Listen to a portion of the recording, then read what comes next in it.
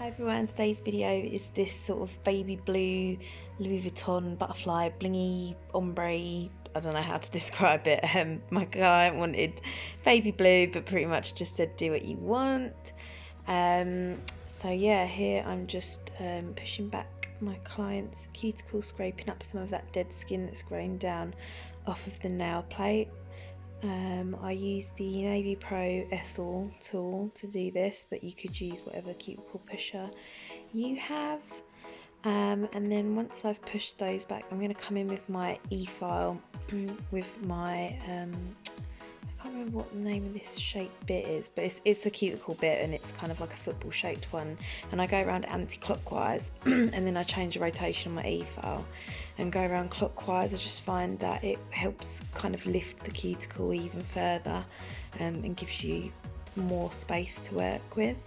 So once I've done that, I'm just going to nip away any of the dead cuticle that we've lifted away, being careful not to cut my client's living tissue. And then once I've finished doing all the nipping, I think next I come in with tips. Sometimes I etch before tips, but this time I did tips first. So yeah, putting all my tips on. This video is sped up, by the way, by about 4 times, just to kind of not keep it too long for you all. So now I'm cutting them down to my client's desired length. And then once I've done that, I'm just going to snip the corners off a tiny bit, just because it helps me get a better shape. She wanted the coffin shape. So once I've done that, I'm going to use my hand file just to tidy up that shape a little bit before we start applying any products. This just helps to reduce filing. You want to keep your filing at a minimum. Sometimes if you don't bother doing any of it at the beginning, it can be a bit much at the end, but some people like to leave it all at the end. It's up to you, do what you want. This is just how I do things. So now I'm etching the tips and blending them into the natural nail and etching the natural nail with my sanding band. That is on a super low speed of about 3 and with hardly any pressure, by the way. So I'm just putting my dehydrator on now. I did dust the nails off before I did that, and now I'm just putting on my first coat of acid-free primer. And now I'm coming in with the second coat, and immediately afterwards I put down a thin layer of clear acrylic. This is just so that I'm making sure that I'm applying my acrylic while that primer is still wet. If you're using an acid primer, you don't have to do 2 coats, you only need 1. But with non-acid primer, I always like to do 2 coats and apply the acrylic when the second coat is still wet. So once I've done that and put my clear layer down, I'm going to start coming in with the design. And for those of you that don't know my videos, a lot of nail technicians do this these days.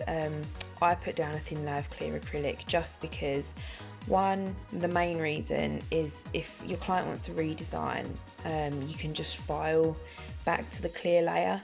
It's also good to do if you're using like quite vibrant colours like neons or colours like yellow, red, and glitters as well. It just like helps prevent the natural nail from staining with the colours, but mostly I just do it for filing back reasons. So yeah, I'm just doing a bit of a mixed design. So this one's going to be an ombre, and I'm going to put some of these holographic butterflies in, which everyone seems to be loving at the moment. I think I got the butterflies, I want to say, from Nail Tech Supplies website. I can't remember. Sometimes I forget where I buy all my stuff from. The colours that I'm using are both from the Nail Harmony acrylic line, which if you're in the UK you can get from the Georgie Smedley group. I know that the cover pink that I use is the Studio Cool cover pink, but I can't remember the name of the blue. I will put links and everything in the description box at some point. And so on the middle finger I'm doing a French. I love French, it's my favourite, so quite often when people ask me to do what I want and I do a mixed design, I quite often will throw a French nail in there. I just can't resist, it is my favourite thing ever. So I kind of make sure I build up my apex within that nail that nail bed that I've created on that fringe. And now on this nail, using all my acrylic colours, I'm just kind of putting small wet beads on and marbling them together with my brush.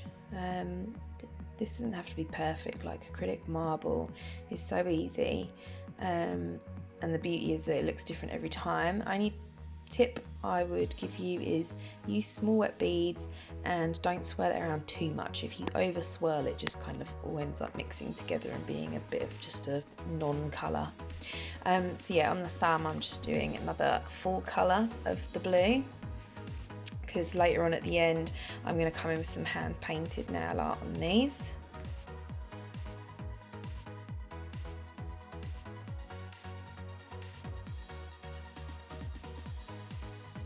So I let the French nail bed set while I was doing the other nail. So now I'm just going to file it to make sure it's nice and crisp. I've dusted it off and now I'm coming in with my first colour. It looks white on camera, but this is actually like a really pale blue that almost looks white, and then I'm coming in with that darker pastel blue, and I'm sort of trying to create the French tip to be like a ombre between those two blues, and it came out quite nice actually. I was quite pleased. It was one of those ones that when I was doing it I was like, I'm not sure if it's going to work, but it did. And so now I'm encapsulating all of the nails. So I've actually changed brush to do this. I'm using my Nail Harmony Pro Grip 9, I think it's called, brush for this, because it's a little bit bigger. When I was applying my design work, I was using a Lily Nails brush, which is a size 10, but it's a small size 10, because although my client is wearing quite long nails, she actually has really skinny fingers and slim long nail beds. So I find that a lot of my other brushes, in terms of applying like the sort of artwork, the brushes are a little bit too big, so I prefer to use a smaller brush when doing acrylic design on her, and then I just use a slightly bigger brush to encapsulate, just to make it a little bit quicker and easier for myself.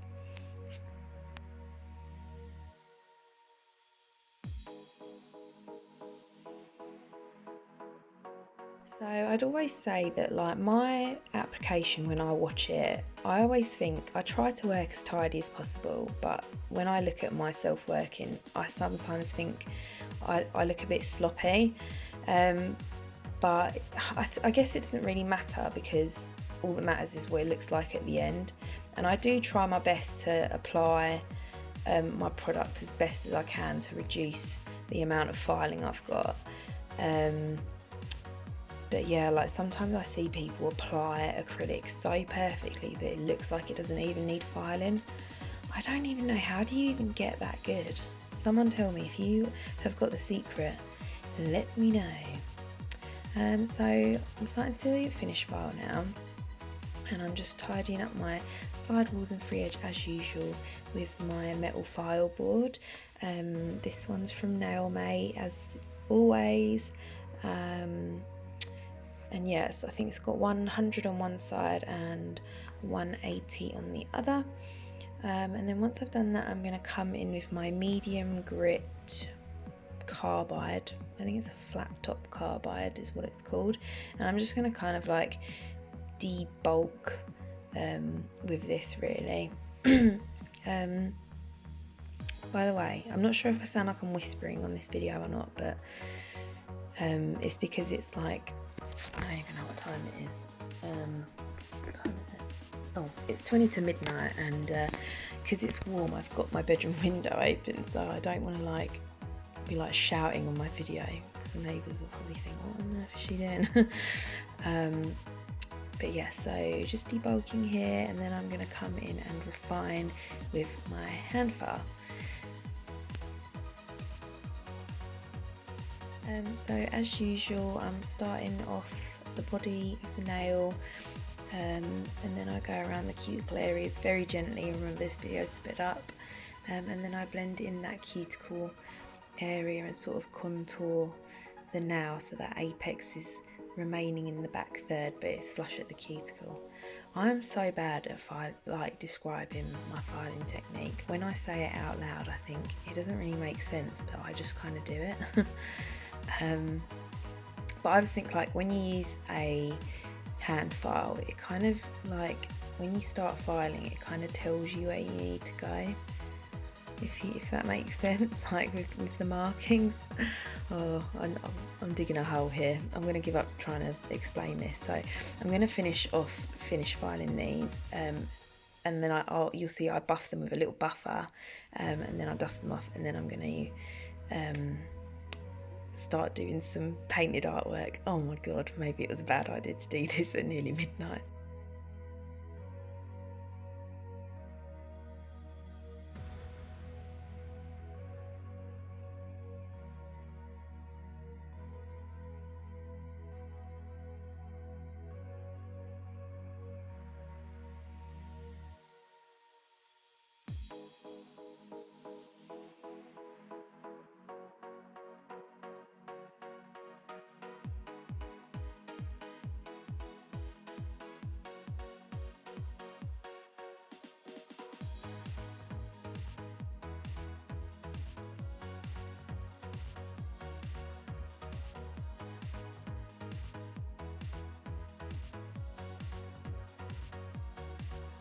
So the nails have been dusted and cleansed off, and I'm just gonna start painting some little Louis Vuitton, like the LV logos on the nails, and I'm using some white gel paint to do this. I think this is a gel paint that I got from CJP ages ago. And the brush that I'm using is the size 1 from the Aero Puffing art brush range. I've got this 1 and 2, and I highly recommend them. Like, I've got loads of art brushes, but these 2 brushes are really good for like fine line work. So I'm trying my best at painting these on, because I've seen some like good nails with these logos on, and they look so crisp, and I'm like, I think that they're stickers, but I don't have the stickers. It's one of those things where I think when I buy the stickers, no one's going to want them anymore, like they'll be old hat. But yes, I'm trying my damned hardest to paint these quite neatly, and I think I done all right. So yeah, I'm just doing that, and when I've finished painting these on, my client cures them for 60 seconds. They do have a tacky layer, so you'll see that I do wipe that off, just because I don't want any fluff and stuff getting stuck to them while I'm putting crystals and stuff on.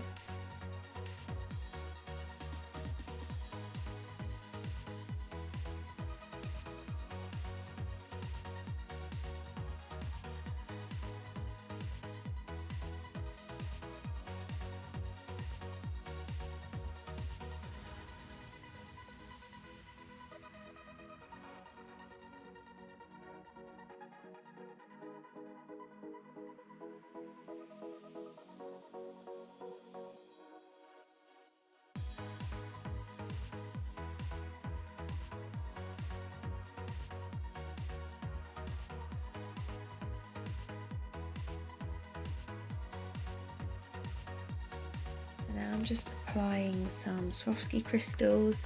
I get pretty much all of my Swarovskicrystals from Scatter Crystals, and this wax tool that I use to pick up my crystals is really old. I think I got it from CJP, but you can get them mega cheap, like off eBay. Pretty much everywhere sells them now.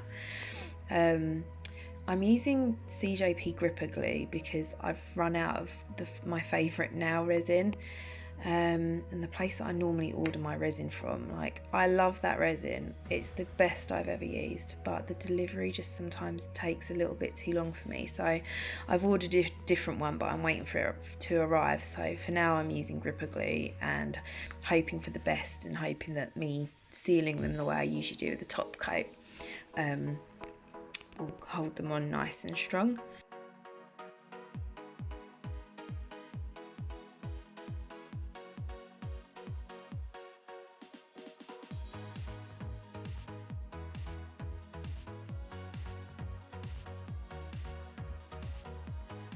So now I'm applying my top coat. This is the Diamond Nail Supplies Tack Free Top Shine, which cures in 60 seconds.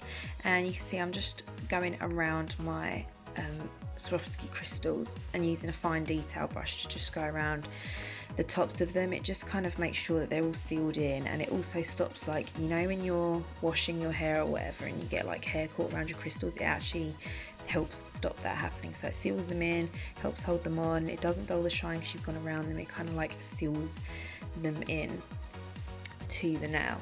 So they cure for 60 seconds, and here's the finished look. Like and subscribe if you feel like it, and I'll see you in another video soon. Bye.